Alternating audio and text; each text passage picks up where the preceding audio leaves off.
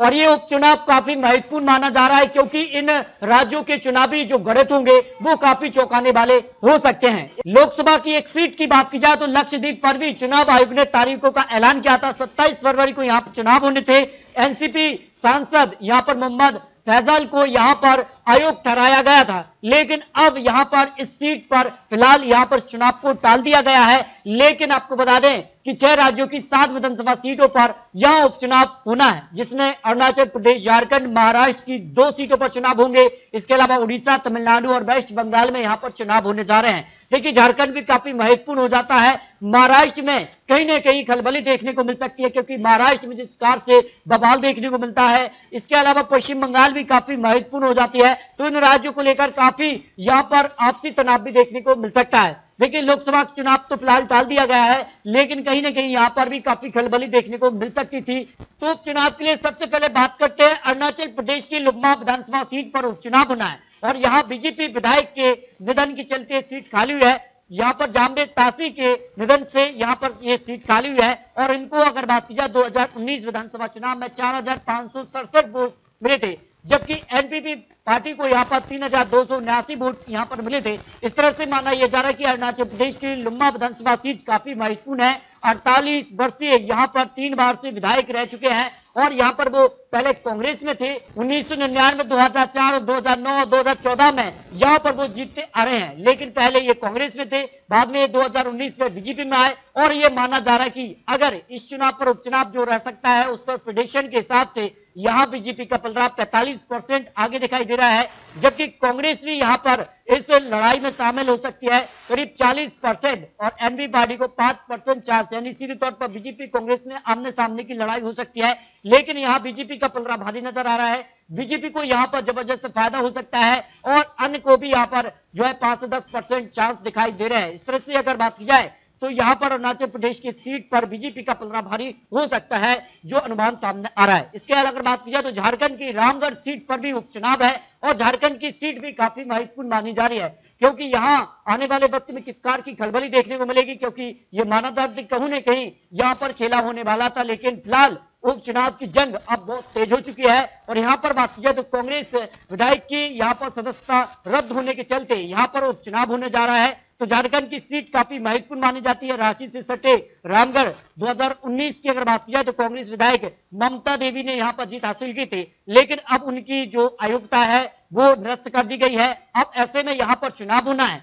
अब यहाँ पर सबसे बड़ा उलटफेर देखने को मिल सकता है। जो प्रेडिक्शन लगाया जा रहा है, जो अनुमान लगाया जा रहा है, उसमें जेएमएम कांग्रेस गठबंधन में ही चुनाव लड़ेगी। इस तरह से अगर बात की जाए तो 60% चांस जेएमएम कांग्रेस के ही दिखाई दे रहे हैं। लेकिन आपको बता दें कि यहाँ पर बीजेपी एजेएसयू के साथ चुनावी मैदान में हो सकती है। यहाँ बीजेपी यहाँ पर समर्थन दे सकती है तो एजेएस के चांस भी बढ़ जाते हैं। तो यहाँ पर सीधे तौर पर यहाँ पर कांग्रेस और एजेएसयू में ही सीधे तौर पर कड़ी टक्कर देखने को झारखंड में मिल सकती है, जो अनुमान यहाँ पर दिखाई दे रहा है। लेकिन बीजेपी क्या अपने दम पर लड़ती है, ये भी काफी महत्वपूर्ण हो जाता है। फिर बीजेपी और यहाँ पर जेएमएम कांग्रेस बीच कड़ी टक्कर यहाँ पर देखने को मिल सकती है, जो अनुमान दिखाई दे रहा है। महाराष्ट्र की 2 विधानसभा सीटों पर उपचुनाव होना है। 27 फरवरी को यहां पर वोटिंग होगी और महाराष्ट्र के लिए काफी महत्वपूर्ण सीटें मानी जाती हैं क्योंकि महाराष्ट्र में बीएमसी चुनाव भी होना है और 2 सीटों का चुनावी गणित काफी चौंका सकता है, काफी बड़ा उलटफेर देखने को मिल सकता है। अगर बात की जाए तो चिंचवड विधानसभा सीट पर लक्ष्मण जगताप को यहाँ पर जो विधायक थे उनके निधन के चलते ये सीट खाली है,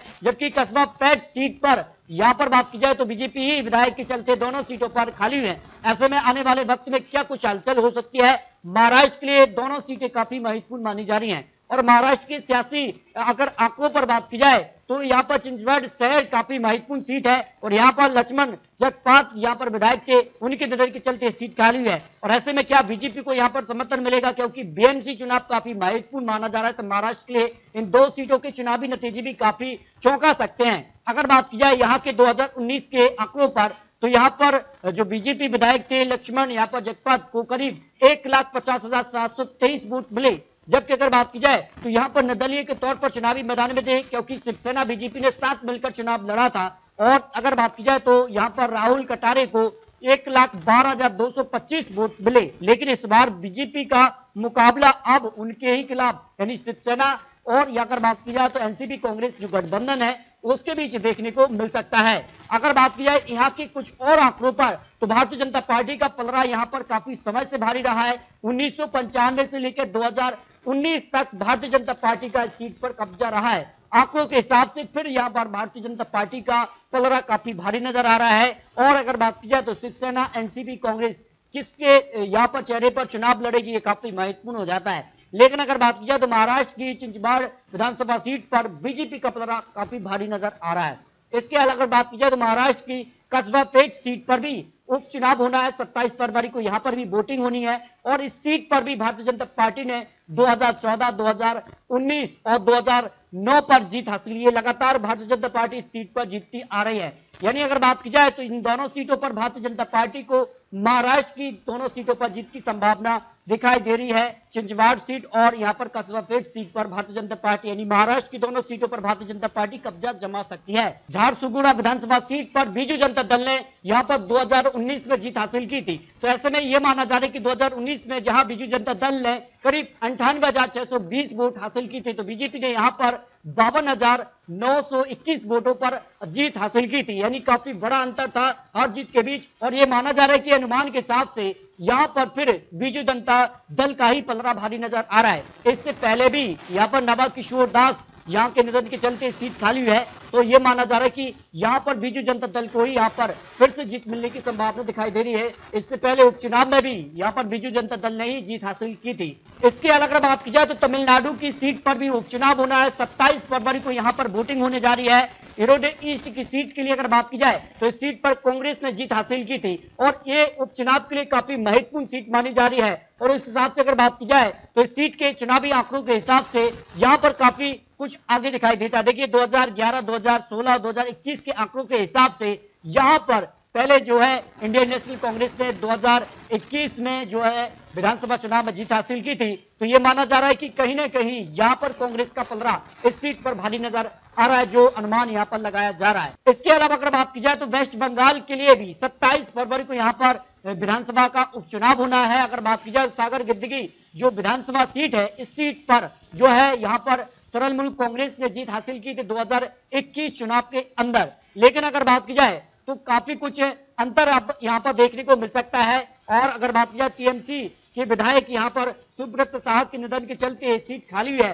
और ऐसे में यहां का क्या चुनावी गणित है और जो आंकड़ा बन रहा है उस हिसाब से अगर बात की जाए तो 2011, 2016 और 2021 में लगातार 3 बार से टीएमसी का ही सीट पर कब्जा रहा है। और अगर बात की जाए तो यहां पर सुब्रत साहब के निधन के चलते जो सीट खाली है इनको 44,817 वोट मिले थे जबकि कांग्रेस को यहां पर 39,600 यहां पर 3 वोट मिले थे 2016 के अंदर। लेकिन काफी कुछ अंतर देखने को मिल रहा है और अब भारतीय जनता पार्टी के चुनावी मैदान में उतरने से कहीं ना कहीं यहां पर टीएमसी को कुछ यहां पर कड़ी टक्कर देखने को मिल सकती है। लेकिन आंकड़ों के हिसाब से यहां पर टीएमसी का पलड़ा भारी नजर आ रहा है जो यहां पर 6 राज्यों की 7 सीटों के चुनावी आंकड़े और चुनावी जो गणित सामने आ रहा है वो आंकड़े आपको दिखाएं।